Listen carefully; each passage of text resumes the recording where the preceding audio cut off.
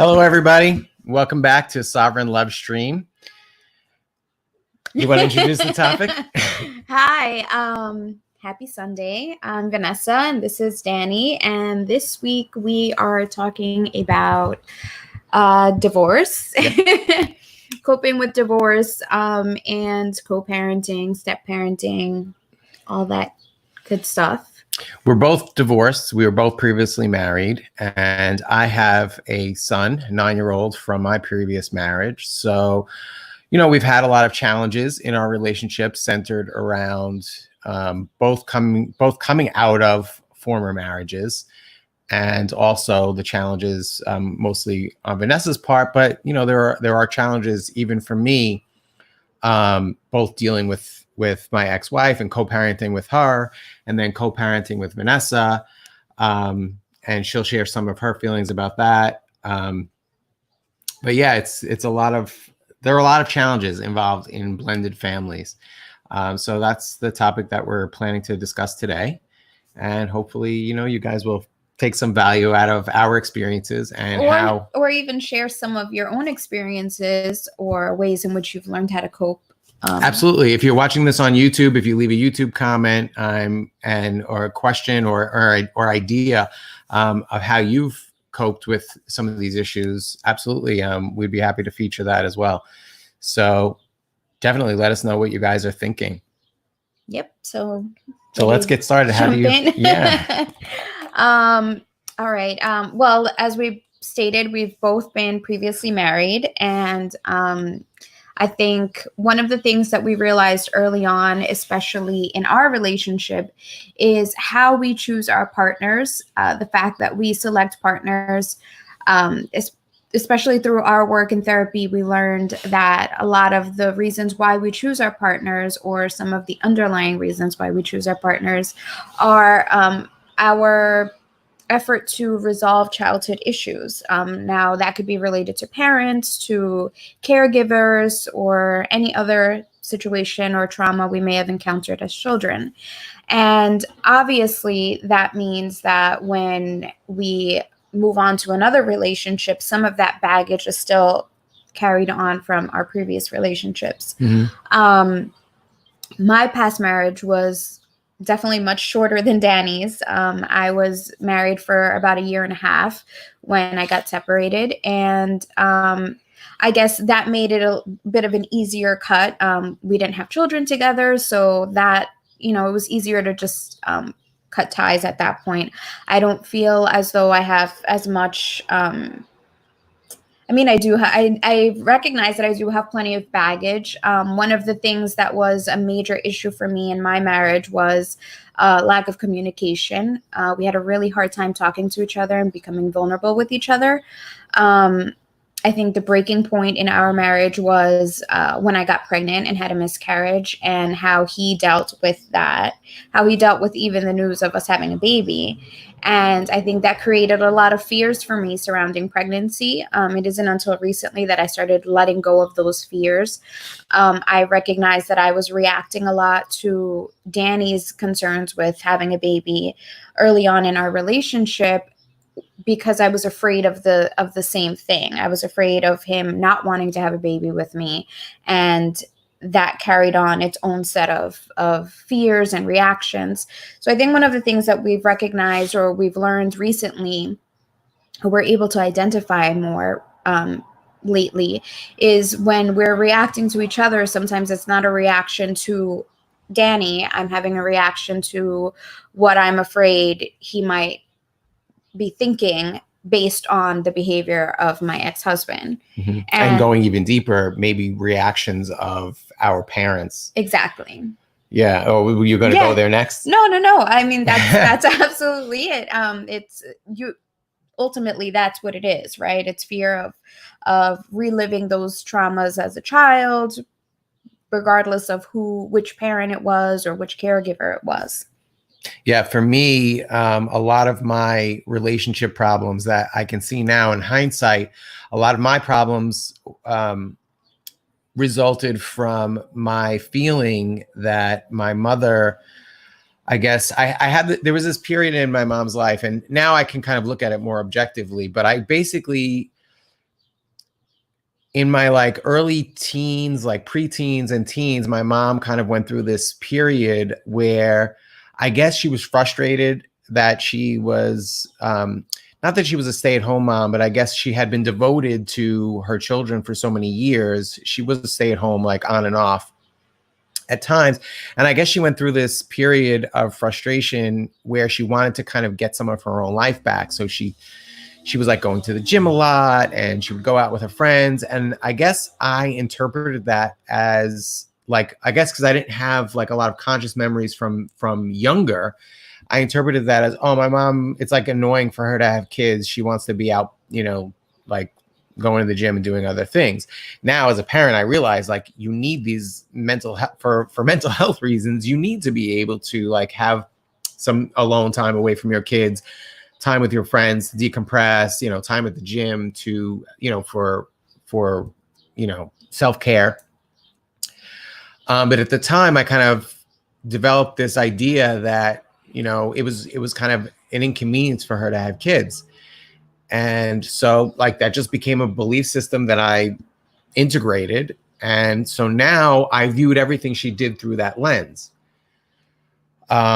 So basically I developed this like complex that my mother didn't love me enough. And so now I projected that onto my partners, and it became an issue. So it's not only, you know, the last couple of years that I'm really able to unravel all this, and look at it consciously and realize when Vanessa, because she's someone who needs a little bit of alone time, you know, when she goes into the living room to kind of get away from me for a little while, I don't have to take that personally. I don't have to take that as like some kind of micro rejection, right? Like she just needs some mental health time to herself, some self-care time. And there's no problem with that.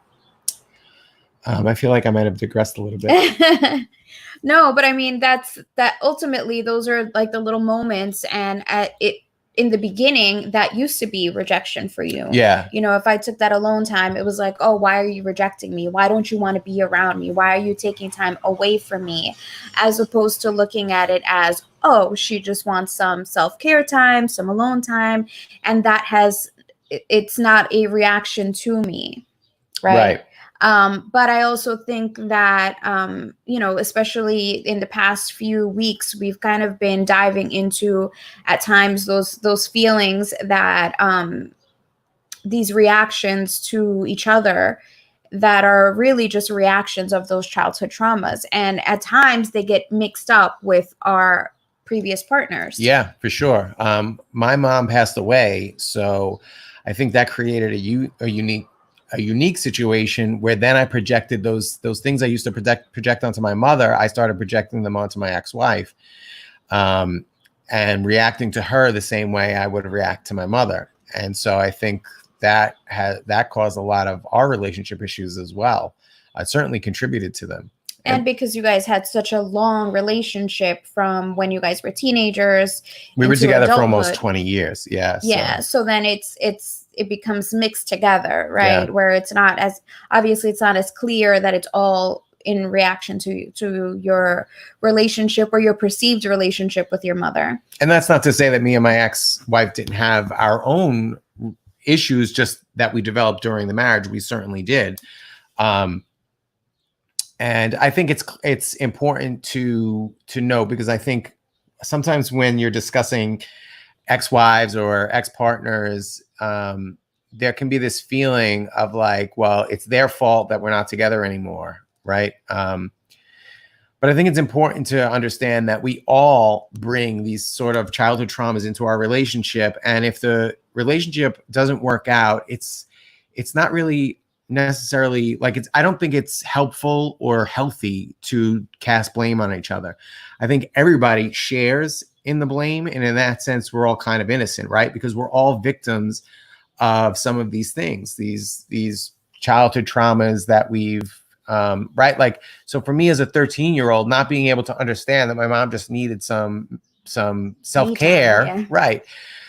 That wasn't my fault. It wasn't her fault. Really, there's no one to blame. And so I think it's important to get past blaming and just kind of look at our partners or ex-partners in that way. And that has been tremendously helpful especially because because I have a 9-year-old with my ex, I need to have a good, healthy relationship with her, despite all of those things. And being able to look at it that way has made it very much easier for us to have a healthy, working co-parenting relationship with her. And yeah, I think it's crucial to not blame, to kind of look at it and say, well, I can recognize these traumas that I have without even getting into like trying to psychoanalyze our ex-partners, right? Just recognizing that they're suffering from their own traumas as well. And, maybe at this point, it doesn't make sense for us to like delve into her issues, but it makes sense to delve into our own. And then at least to have compassion and say, you know what? This person who I felt hurt me was also hurting. My mother was hurting. My mother came from a very traumatic childhood as well. An alcoholic father. Her mother died when she was very young. And so she basically grew up without a mother. Her sisters mothered her. So, there's a lot of trauma there as well. And I think that's something that we all suffer from. And so we just kind of can look in general at everybody with compassion, because we're all kind of going through these same issues together. We're all just trying to figure it out at the same time and stumbling through it, because I think nobody has like all of the answers. Yeah. We don't all know what we're going through. For us, it's taken a lot of work, a lot of inner work to identify the problems that are within us. And at the same time, by doing that, it makes it easier for us to have empathy for others who are probably experiencing the same thing. Some may not even recognize those inner demons that we're carrying or these inner traumas. And we're still capable of empathizing with them, even if they haven't recognized those inner traumas. And I think for us, kind of seeing it that way was a huge game changer. We're co-parenting, and that's, from my perspective, it's been a little, it's been awkward, I think, for all of us. I don't think just for myself, but from my perspective, coming in and helping to parent a child that is not my own child, where both parents are also present, is a little intimidating.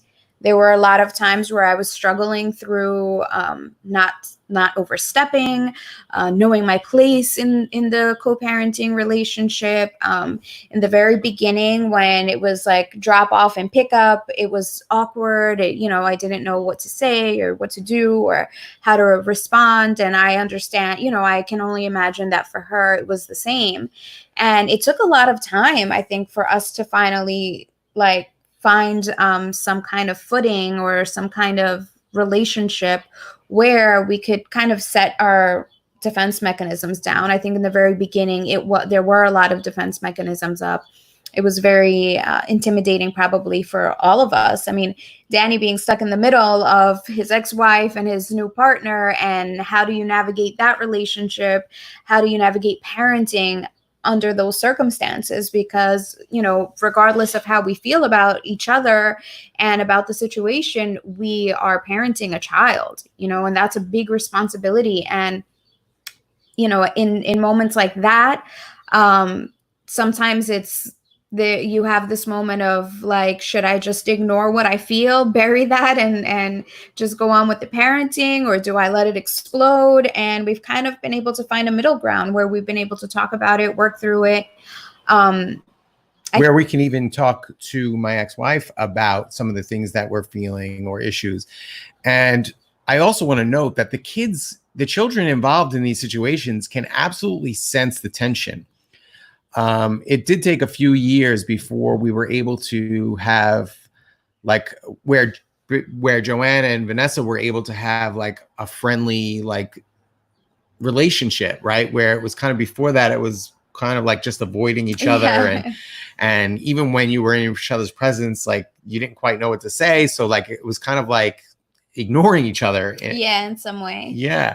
Where it's understandable. It's an awkward situation for sure. But Xander, when he was younger, we would pick him up or drop him off, and Xander would say, "Come on, I want you to come inside, Vanessa. I want you to meet my mom." So here's this kid who has two important women in his life. He's always loved Vanessa and had a great relationship with her. And I think he couldn't quite obviously he was only 3, 4 at the time. So he couldn't understand like why it was awkward, why, yeah, she wasn't going to invite us in but we've gotten to the point now where we've gone to his plays at school together. We've had dinner with her at restaurants. And so things are a lot better because of that communication being opened. But to get to that point, we had to deal with a lot of those. A lot of that inner work. The insecurities. Yeah. I mean, it took a while, and it was very obvious, like Danny says, that children pick up on this. They pick up on that like strange energy or that strange feeling. One of the funny experiences we had was in the beginning when Xander was first spending the first few nights or the first few weekends with us. He would try to get out of things by saying, in my mom's house, I can do this, or in my mom's house, I'm allowed to do that. And we realized that at all children, regardless of the situation between the parents, they test boundaries. I mean, that's just the way children are. Sure. But I think for him, it kind of became obvious where he started having this idea or perhaps an impression that we weren't communicating with each other. And one of the things he used to do was try to get away with things by saying, well, my mom lets me do this at home, which was kind of surprising and shocking to us at times, the things he was trying to get away with, and we were like, that doesn't seem right. And one of the things we realized was we have to communicate. We absolutely have to communicate. And then once it became a thing of like, really? Well, let me check with her. I would say things like that because I think with me, he felt like, oh, if they're in person and they don't talk to each other, I can't imagine that they're talking to each other when they're not around. So he would say things like that. And when I started responding like, oh, well, let me check with your mom and see if that's true, then I would get the face like, oh my God, I got caught. and he would do the same thing with me where he would tell me, oh, well, mommy lets me do it or something like that. And I was like, oh, okay, let me ask mommy what she thinks then. Yeah. And then he'd admit, oh, well, okay, she didn't really say that. And so I think once he started seeing the relationship change between the three of us, I think that also changed for him the dynamic of recognizing that it wasn't that he was in a divided household, but now he just had a bigger household. And I think that was really a changing point in the relationship for all of us.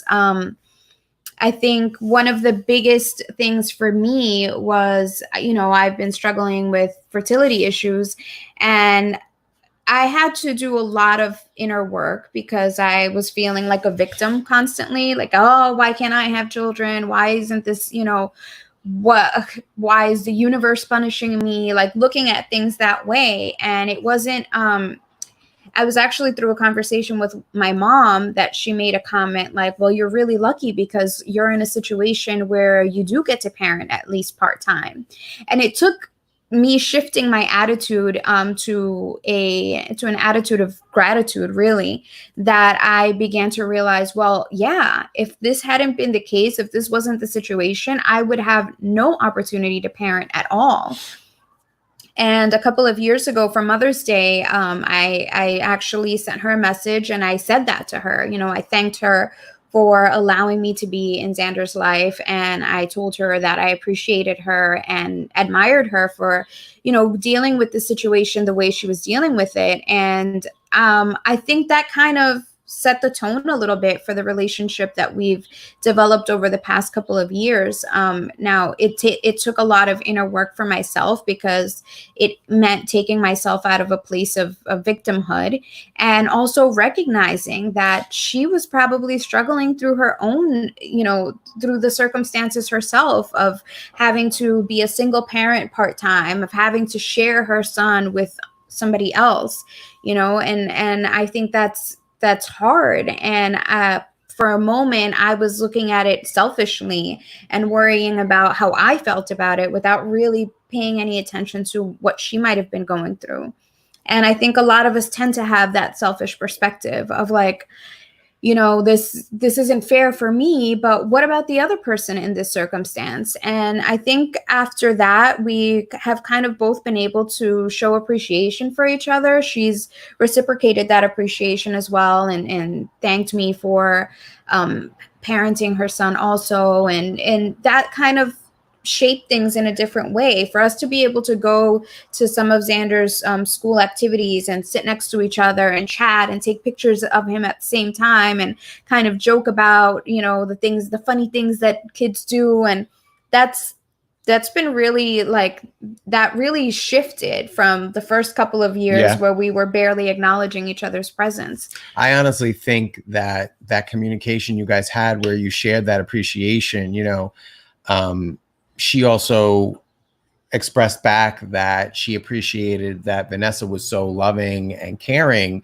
because a lot of step parents, we've had experiences with step parents where they reject the stepchildren because they see it, I guess, as a connection to the ex-wife. And if the relationship isn't good, then I guess they reject the children as well. In some cases, we know some people that's the case. And it's terrible because the children are really they suffer the most. And so I think that was a real turning point when you guys were able to get to the place where you could express that gratitude for each other, appreciate those things about each other. And that really shifted the relationship. And I think I really look at that as the turning point. Yeah. And I think it's great for Xander to be performing in the school play and from the stage to see us all sitting together and chatting and laughing and smiling and seeing that there's that a larger family now. Yeah. I think that's very a great positive thing for a child to feel the security of that, rather there being all this negative tension, which can definitely make kids feel insecure. And forget about it if the step parents are warring with each other, or parents are using their kids as leverage against their ex-partners. I mean, thank God we don't have those issues. Yeah, I mean, I think that a major part of that is that Xander's mom is not a vengeful person or an angry person. And I think to a certain degree, if she were, it would be understandable. I think sometimes we forget that people are reacting to their pain. And I know there are situations where there are parents that are vengeful. There are parents that get angry and they use the kids as pawns. And it's so heartbreaking because it causes so much damage to the children. Like Danny said, there's so much insecurity associated with that. But I think that when you're on the side of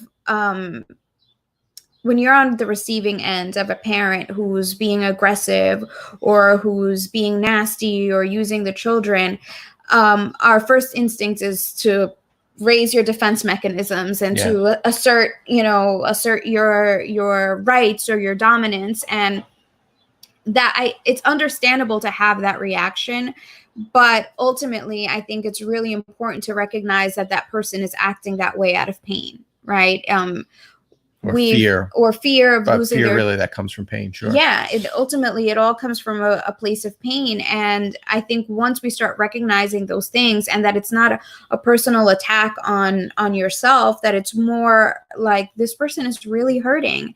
And how can I help? How can I remind them that I'm not here to fight with them, to argue with them, to take the kids away from them? I'm here to try to have the most peaceful relationship as possible.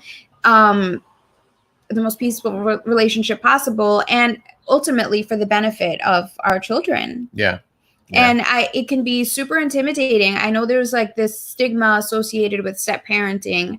I mean, Lord knows we have a bunch of Disney movies that always portray a stepmom as an evil stepmom.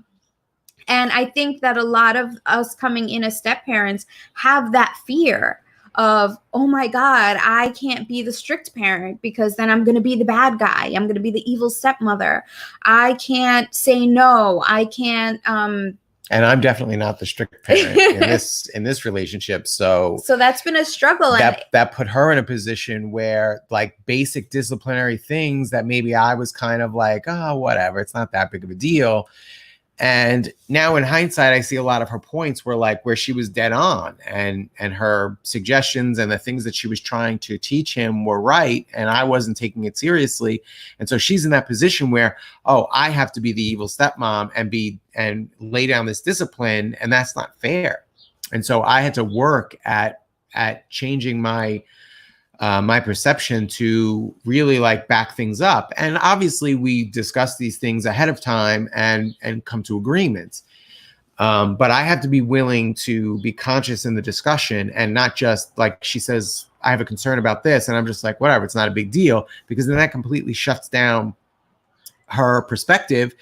And then, you know what? It's like, I'm the real parent. So what I say goes. So if I don't take something seriously, that's it. And that was causing some conflicts because, you know, it's not fair to ask her to take care of a child, but not really have a say in how the child gets raised.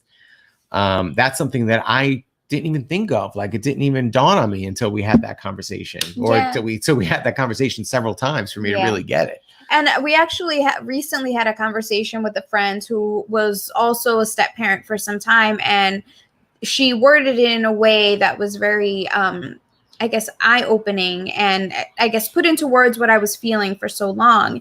And she was explaining about how when you're a step parent, you basically are making a decision to be very extremely vulnerable.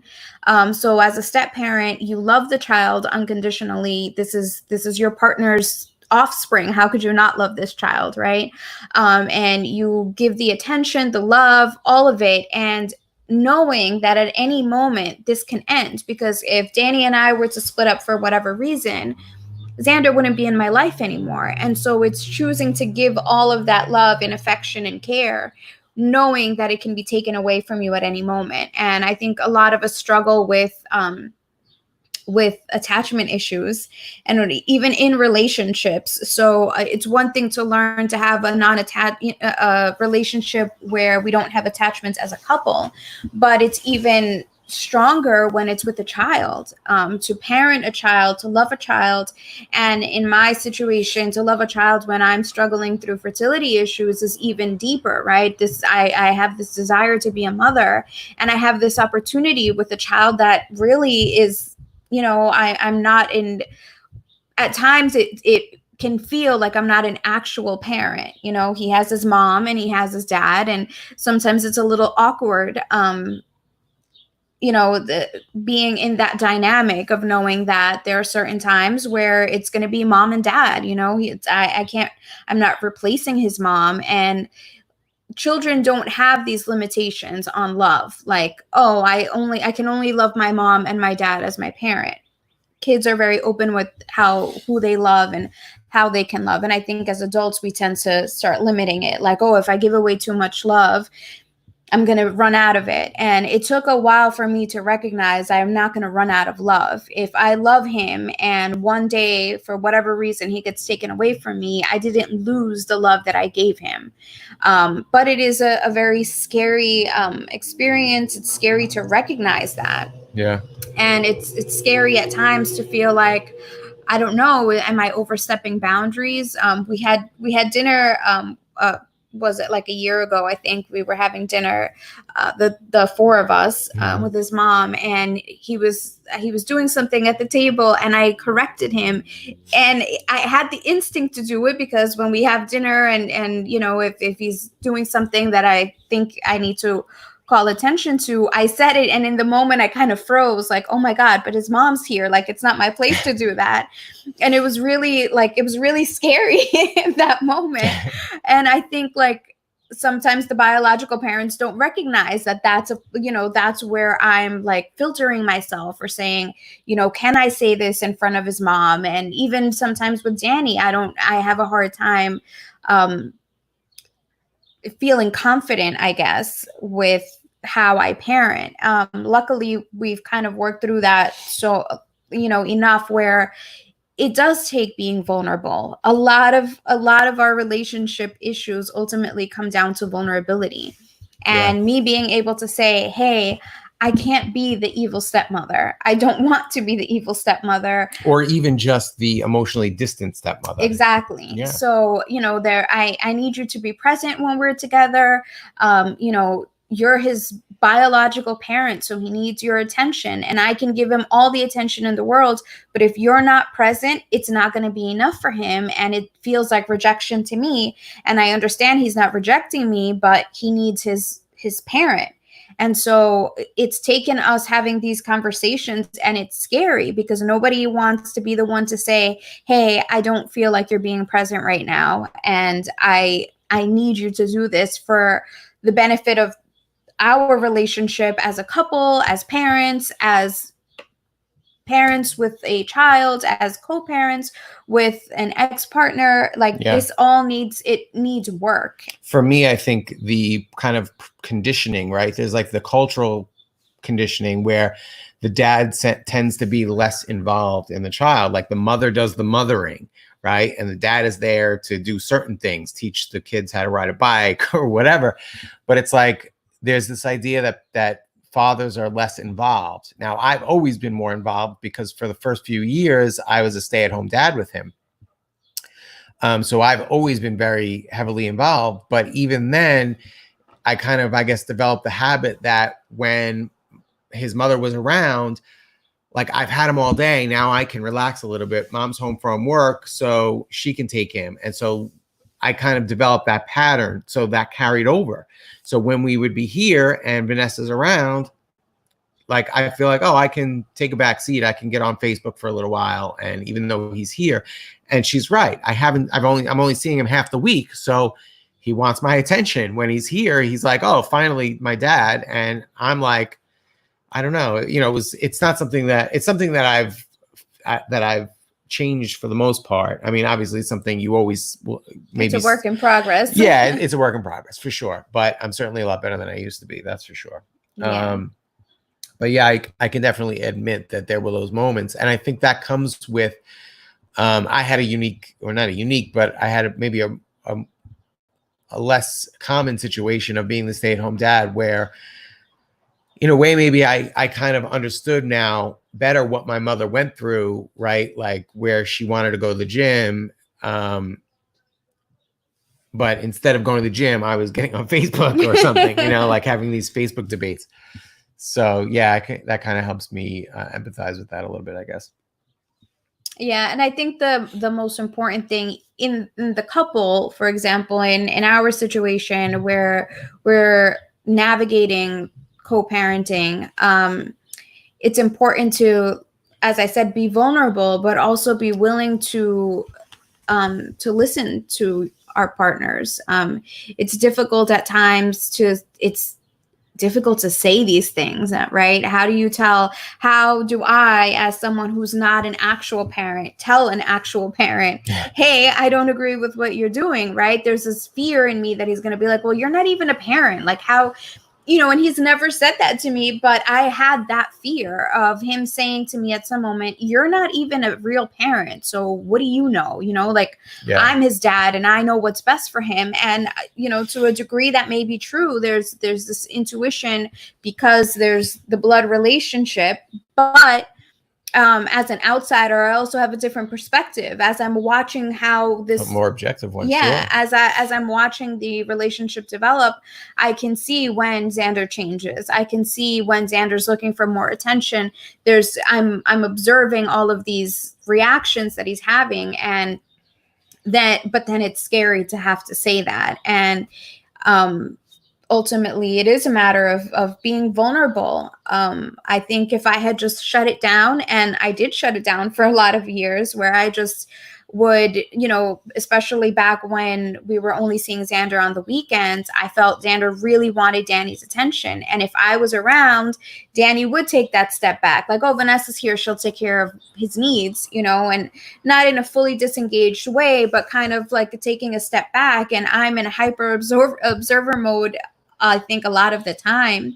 And I'm sensitive to how people feel. I can kind of, get the impression. I used to feel like, oh, Xander wants attention and Danny's not giving him the attention. So what I started to do was I would withdraw.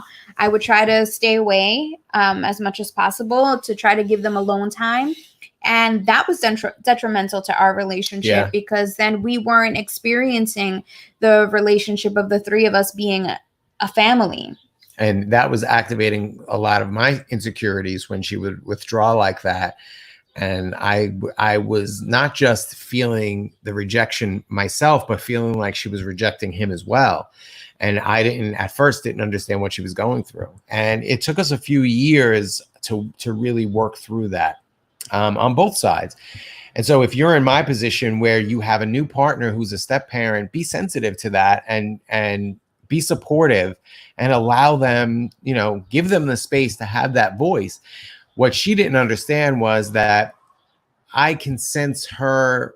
She has a very intuitive mothering kind of spirit. And I always felt like, oh, she's a better parent than I am to him, even though she's not his biological parent. And so I did want her input. And when she would be withdrawing that way or feeling like I can't give this input because I'm not his actual parent, it would frustrate me. And sometimes I didn't always respond patiently to that and to be reassuring and say, no, it's okay. Like, I respect you as a parent and I want your input. It would be more like, why aren't you telling him he should say please and thank you? He should. You're right. And I would get frustrated and it would come out more feeling like anger than it would like appreciation. So I have to be conscious of how I'm communicating and make sure that I'm letting her know that, yes, I find your parenting style, even though it's different from mine, I respect it. And I want you to contribute that. And I think it's good for him. I think it's good for all of us. And I think it's okay, even if we have to have the discussion, even if she says something that I disagree with and I disagree. I'm not one of those people that thinks it's a bad thing to disagree in front of the children, right? As long as the children are involved in the resolution of the conversation, right? Where it's not like we have a disagreement, then we send them away and we settle it, and then they're not aware of the settlement. As long as the kids are kept part of the conversation and they can see us, and if I said something wrong, I say, okay, babe, you're right. I'm sorry. I shouldn't have said it like that. I think that's really important for the kids to witness that, because that gives them the model of what their future relationship should look like or will look like, because that's the pattern that they're learning. So I think that that's hugely valuable for kids to be a part of that the conflict discussion. Resolution part of it. And yeah, certainly in the beginning, I think that we were avoiding that because I was withdrawing so much. Now, and he's a little bit older, so I think he can understand it more. We do have conversations where if there's a disagreement, he's part of the resolution. He's, we're obviously not screaming at each other in front of him, but if we have a disagreement, we can talk through it, and we can even explain to him, what it is that we're feeling or why we had this disagreement. This past Christmas, we were decorating our Christmas tree, and all of a sudden I was just like in a bad mood, and we kind of bickered a little bit while we were decorating, and I just, disappeared. I went to the bathroom or something. And then I think like a couple of days later, we were having a conversation, and I mentioned to Xander the fact that I did have a miscarriage many years ago, and that Christmas is a really difficult time for me. And I wanted him to know that I wasn't withdrawing just for whatever, just to be mean or anything.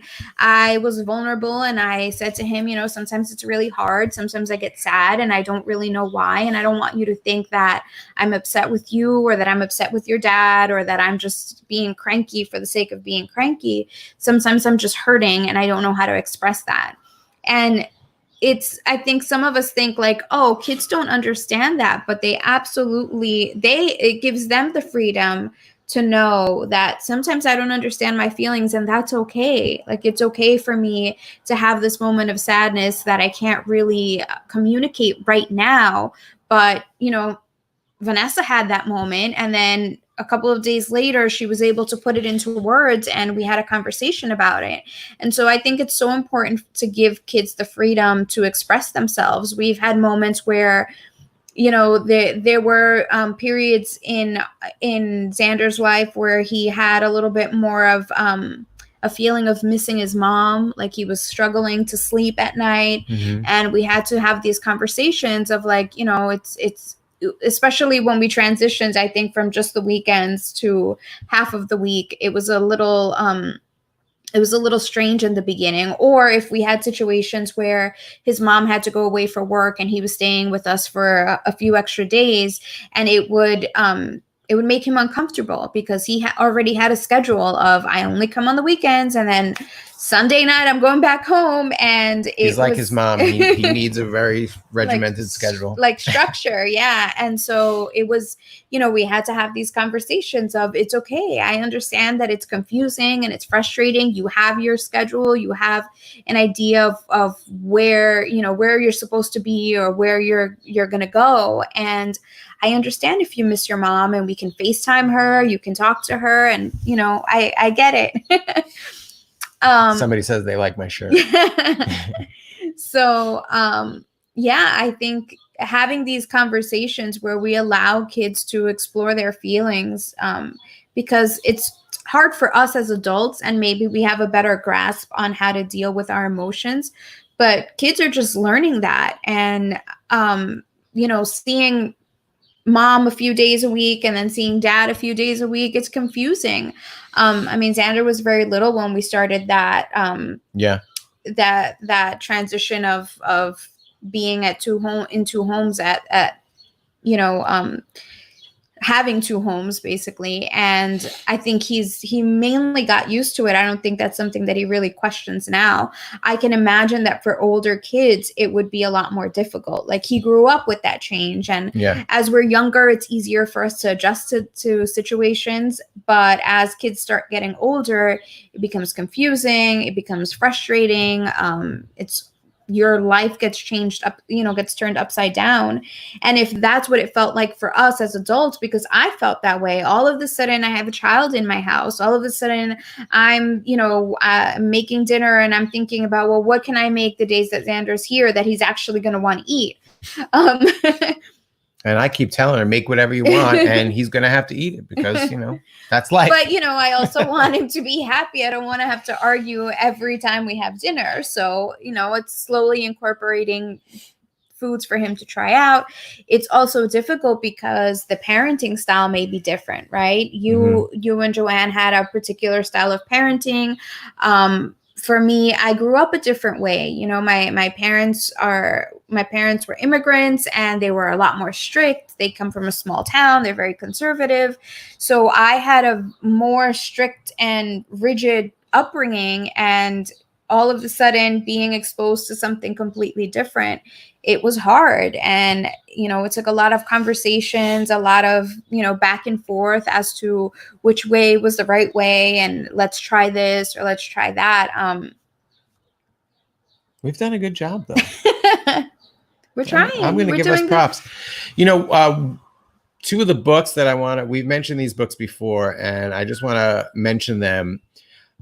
Getting the Love You Want was such a great tool for us to be able to identify the source of a lot of the issues that we had.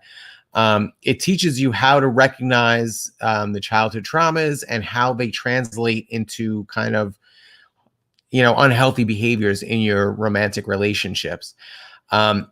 It's kind of based on nonviolent communication. A lot of the techniques are nonviolent communication. I don't know if Harville Hendricks was a student of Marshall Rosenberg, but it certainly seems like it. And the techniques are definitely rooted in nonviolent communication. So we highly recommend both of these books.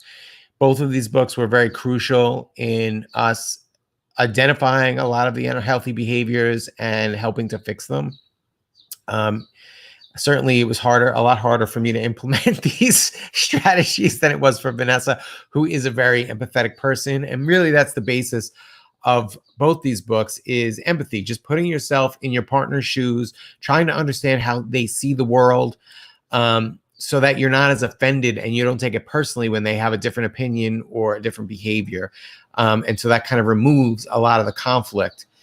So we just really highly, these tools have been so powerful for us. And so we just really recommend them to people. So if you are looking to learn more about these techniques that we kind of just skim over in our Lovestream, then check out these 2 books. They're both available on Amazon or, I'm sure most bookstores. These are both best-selling books and really, really powerful.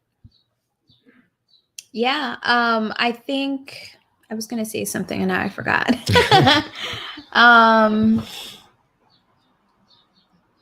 I can't remember now. We were talking about, Xander adapting to the new way of life. Yeah, I'm just thinking about, we were talking about the techniques in the books. I think one of the major things is even identifying some of these triggers. I don't think a lot of us right away want to fix everything. And I think one of the major components is learning to identify, I just have to address this. So people have been saying this since we were on the Today Show. There were so many comments about, oh, this is Portlandia. This is the cat. I mean, I understand that I've seen the commercials. I know Fred Armisen. I just don't see the resemblance. I'm sorry. I just can't. I can't. And look, I see it. Do you? Yeah. Where? I don't get this. I don't know what in the next episode we'll do a side by side with a picture of him. So great. So thanks. maybe you can see it. I mean, I guess it's like it's offensive, right? Because Fred Armisen kind of always plays this dorky character. So I'm like, thanks, guys. But whatever, it's okay. I won't take it personally. Good job. Yeah, so I think one of the major things is just identifying these things. Once you can see them, it's a lot easier to have grace for yourself and for others. I don't think it needs to immediately be corrected. We have this habit of like, oh, I found this thing. This is what's triggering me. Now I have to fix it. And I think that we can be gentle with ourselves and patient and understand that it's going to take time. And the more we're able to identify that trigger, the easier it is to say, oh, this is just a trigger. It's not really what's happening in this situation. Yeah. If you look at it that way, it's really, this is what they talk about in mindfulness practice about living in the moment, right? So if Vanessa says something to me that subconsciously reminds me of something my mother said to me or my ex-wife said to me, and it triggers the emotional response, not in this moment, but the emotional response I had, you're living in the past. Living in the moment is saying, okay, I'm having this feeling. This feeling is not about what you're saying right now. This feeling is about something in the past. So I'm going to, even if you have to take a second to kind of process it, let it go and just say, okay, wait. So what are you really saying? And then continue the communication. So you're living in this moment presently rather than assigning meanings to phrases or words or even tones from your past experiences. I think that has been hugely helpful for me. It's not always like it's hard in the moment, right? Because the emotion wells up and it's involuntary. Yeah. Right. And so sometimes, especially if it's a really powerful and potent comment emotion that comes up, it can be harder to like take a breath and step back a second. Because a lot of times in the beginning of our relationship, I would just fly into a rage or, just be really hurt. And then as a defense mechanism to that hurt, fly into a rage, right? That was the way I dealt with it.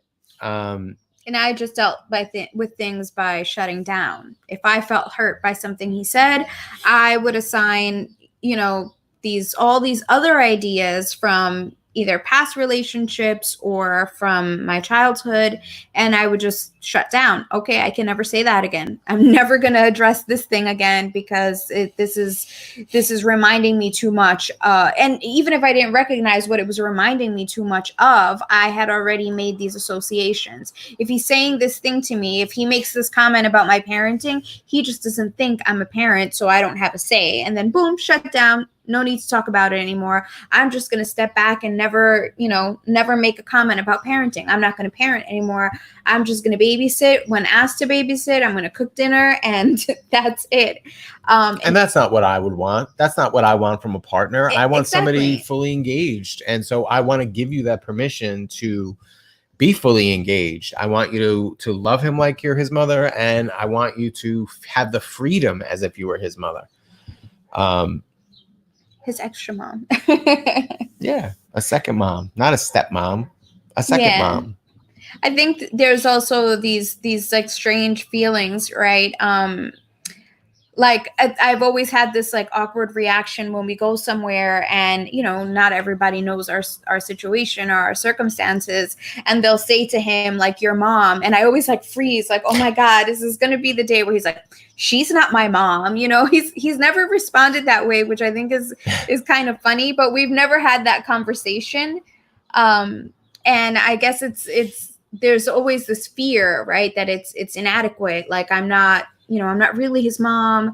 And, even when we were doing the Today Show interview, I had this fear. Even now, sometimes, like I have this fear of saying our child. We have a son, right? Like there's, because I don't want to overstep boundaries. I don't want his mom to think like, oh, she's trying to take my child away from me. And I would never. I make an effort to teach Xander to appreciate his mom. Like for example, you're always reminding him to call her or FaceTime her or with Mother's Day or birthdays or Christmas or all of that. Like I try to be very mindful. I don't want her to ever think that I would want to take him away from her or that I would want to turn him against her in any way. I mean, I have no reason to, but I feel as though sometimes that there tends to be this rivalry. And I think that there's no need for that. Once we're all secure in who we are and our main interest as a co-parenting group is to love him and help raise him in the best way possible. And the only way we can do that is by teaching him love, also by loving him and teaching him love. If we were to say, speak negatively about his mom in front of him, how damaging would that be to him? Yeah. And I mean, I fully trust that that's not happening at her house either. I know that she's, very mindful. She's thoughtful with with how we spend our time with him, about us having enough time with him. Mm-hmm. She's very thoughtful also with holidays and, Father's Day and birthdays and things like that. So I feel like we're very lucky that we have this pretty good relationship. Well, I want to make a comment about that. I actually meant to make a comment about that earlier. I thought that too, like, thank God that we have this kind of relationship. But the truth is that we've worked very hard to have this relationship. And even if you have a relationship right now with an ex or a co-parent that's negative, that's tense and has these kind of negativity associated with, you can work towards a more positive relationship. You don't have to stay in that negative pattern. And it has to start with you, right? If your partner's not willing to extend the olive, or ex-partner, extend the olive branch yet, you can start to do those things. I've had to apologize for a lot of the things that I did in my marriage to my ex-wife. I've had to and sincerely, not just apologize so that we can, make things better, but I genuinely do feel sorry for ways that I hurt her that were not necessarily intentional, that now I recognize I was responding to traumas in that relationship as well. And I think things like that and things like Vanessa being vulnerable and saying, I appreciate you letting me spend this time with your son and being a co-parent. I think expressing those, even though like none of us have the right to, like we have the right? Mm-hmm. Like I'm his father. I have the right to have a new partner. She has the right to have a relationship with my son because I say so, even if she didn't approve, right? But it doesn't have to be like that. A couple weeks ago, we were planning to take a trip somewhere, and when he mentioned it to her where we were going, when my son mentioned it to his mother, she wasn't happy about it, and she sent me an email and said, I don't approve of this. And I could have said, well, too bad. He's my son. I have the right to do it with him. I want to do it with him. So we're doing it. Period. End of story. And what would that have accomplished? Yeah, maybe I could have had this experience with him, but I feel like the negative, the damage it would do to our co-parenting relationship, the damage that of Xander witnessing that, I think would have been terrible. And I don't think it was worth it. So, and maybe at some point in the future, she will be comfortable with it, or maybe she won't. And it's maybe it's just the sacrifice I have to make. But I was able to communicate to her in a very respectful, empathetic way. And vulnerable way, I think. And vulnerable way, yeah. Where I was able to say, look, I understand your reservations about this, and I can respect that. And okay, if you really feel that strongly, I can make a compromise with you and say, all right, we won't do this. At the same time, I want you to be a little bit more respectful of my role as his parent. It's not, I was able to empathetically set boundaries and say, I'm not a second-class parent. I'm not, you're not the primary parent and I'm the next parent, and you can override my decisions. We make these decisions together. And I think that's an important part of making sure that this relationship works as co-parents, is that we are respectful of each other's decisions. And we are willing to compromise in an empathetic way, and not where there's, it doesn't have to be that like we're demanding and sticking up for our rights or protesting for our rights.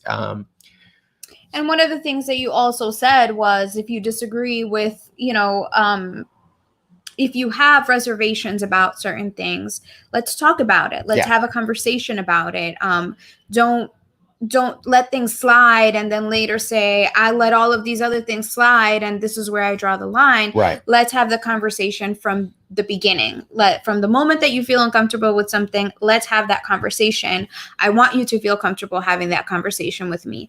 And I think perhaps that was really important because in the past, your attitude wasn't to allow those conversations. You have a very strong personality. Yeah. And, it can be intimidating at times, or it used to be intimidating. Yeah, I know. I can recognize that. And so I, to a certain degree, I understand why she might have, let things slide, saying this isn't worth me having an argument over or getting into a fight over it. And I think, changing our ways of approaching these things, because like Danny said, he could have easily said, well, I have just as equal rights as you do. And if I want to take him somewhere, I'm going to take him. But that would just create a power struggle between the both of you. Xander would have been caught in the middle, not knowing whether to say, yeah, I want to go with my dad, or no, I want to stay with my mom. And who am I going to upset in that moment?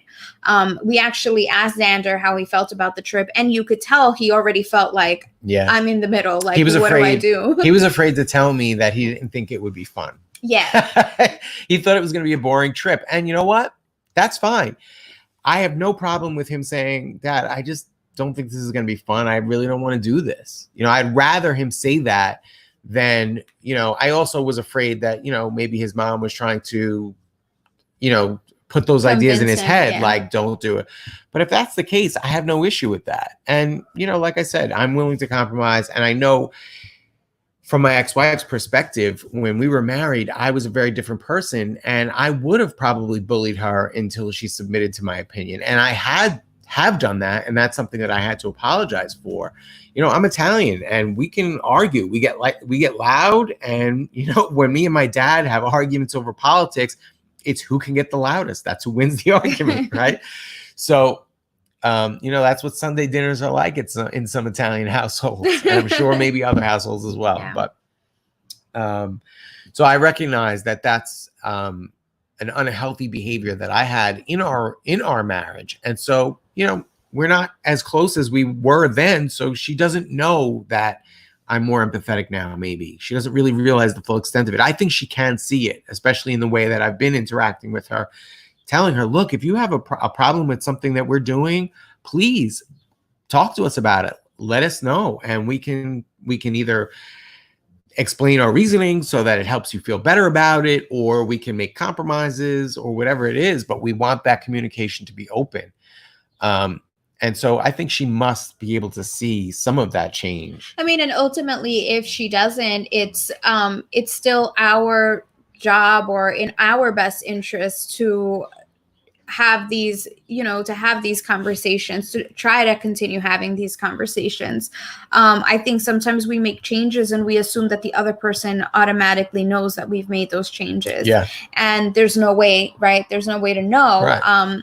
We communicate like very simple things, like what time are you bringing him? What time should we pick him up?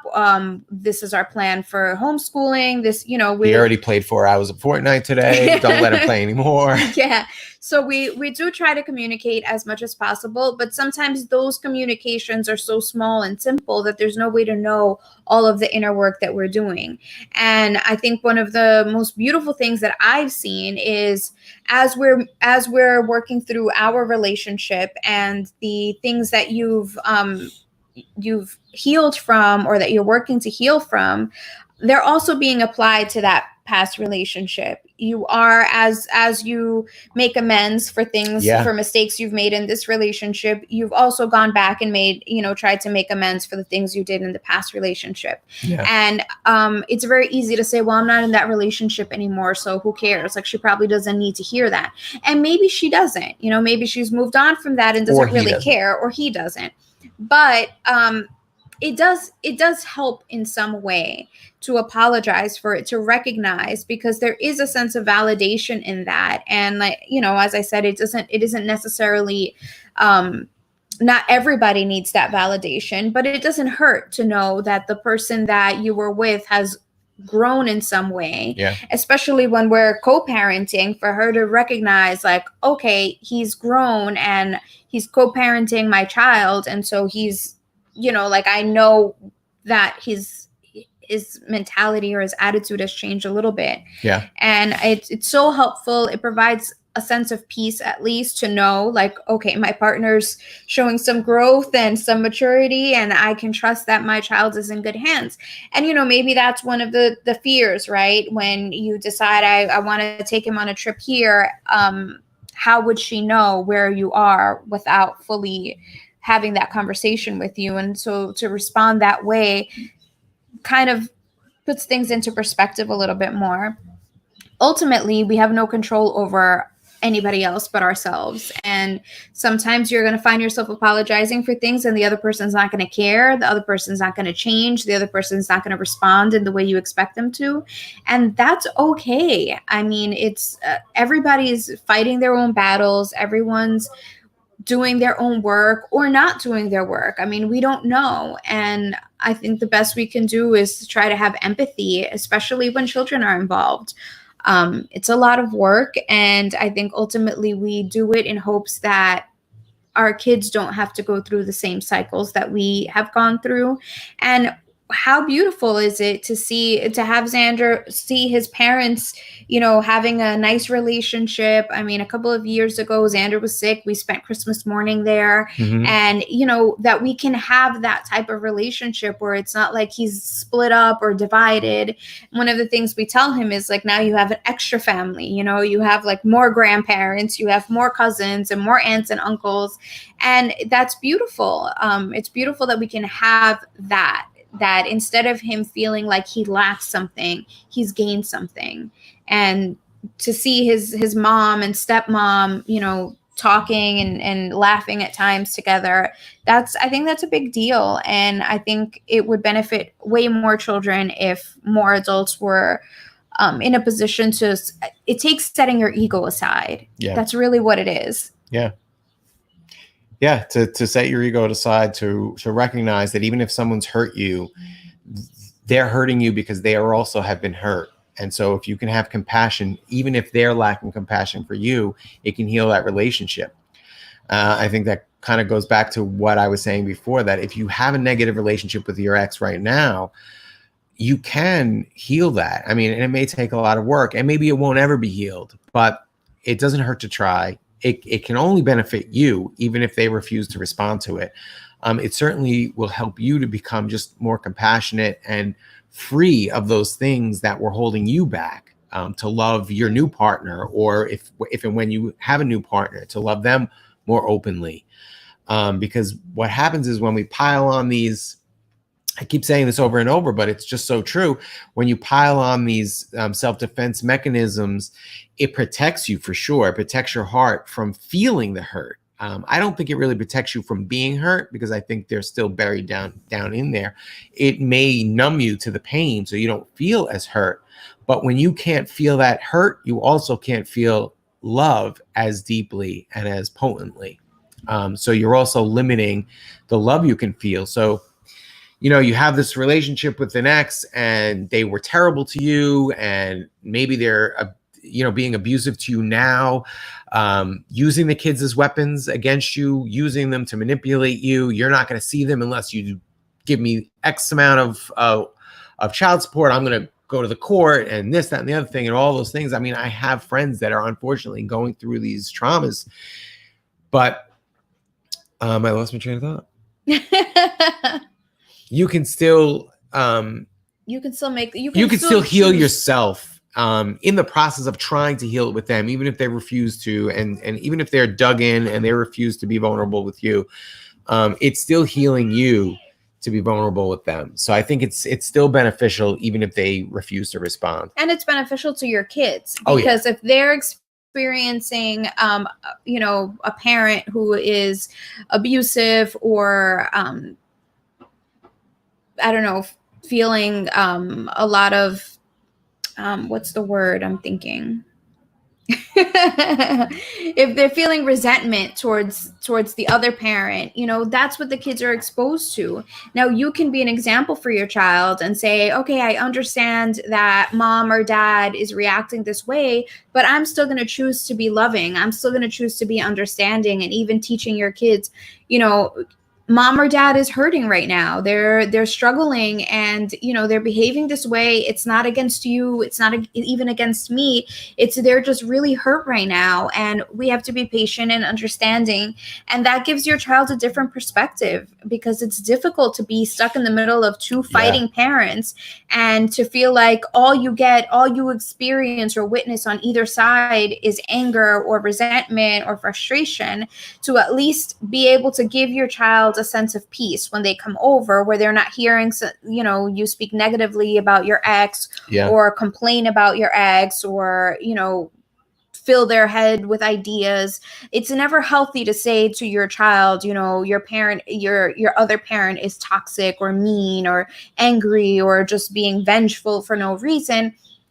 Ultimately, it all comes down to pain. Ultimately, it comes down to suffering. They're suffering. They're being tormented inside. And the only thing we can do is be empathetic and love them. And to teach your child that lesson, ultimately when kids grow up, if they've been, if they've dealt with a toxic parent, maybe as they get older, they can have that, that strength to stand up to their parent and say, hey, mom or dad, I don't like the way you've been treating me all of these years. I don't appreciate this. Let's either we're going to work to fix our relationship, or I'm going to have to set boundaries, because I am not going to accept this. We can't control what the other parent is going to do, but you can be a model for what a healthy relationship looks like for your child. And for them to have at least one healthy relationship is better than none. Yeah, absolutely. For sure. Well, we went over, but I feel like this was a really great conversation, and thank you so much for watching. As always, I definitely want to go over the social media please follow us on social media. And we want to particularly promote these two social media platforms, minds.com and Float, which these are both privacy centric and censorship free platforms. Right now, with big tech, Facebook and YouTube openly saying they are going to censor vaccine choice content. They're going to censor anything criticizing the World Health Organization in light of the coronavirus and a lot of the information that's out there. They're openly saying they're going to censor anybody that criticizes the World Health Organization. They're going to start taking down quote unquote conspiracy theory content, which a lot of times includes holistic medicine, naturopathy. Now it's apparently a conspiracy theory that vitamin C can help your immune system, defeat disease. This is now a conspiracy theory. Well, Float and minds.com are committed to not censoring. So I highly suggest you join those platforms. If not as your primary social media, at least as a backup for now, until Facebook goes totally, China style censorship. But we are also on the big platforms. So you can check us out on Facebook, Instagram, Twitter, YouTube. Please subscribe and like so you don't ever miss any of our content. We really appreciate it. It helps us to share this content. And you know what? If you got something out of this episode, please share it. Share it to your social networks. And, maybe some of your friends will also get something out of it. And we'd love to hear your perspective. We'd love to hear about your experiences. If any of this resonates with you, if you have better ideas or other topics that you would love to hear us cover, or definitely leave us some comments. We're looking for new topics to discuss. I mean, as of right now, we've just been sharing our own experiences, which I mean, we're struggling through it just like everybody else. We've been triggering each other like crazy every day. every day, but that every day is a new opportunity for us to learn something about each other. And the more we trigger each other, the deeper we get into our relationship. And that's always a plus. So so thank you so much for joining us, and we'll see you guys next week. Yeah, it's a beautiful day out here, and we're in Brooklyn, and it's beautiful. So we're going to go get some outside time now, and you guys should do the same. Go enjoy the day, enjoy the rest of your weekend, and see you guys next week. Bye.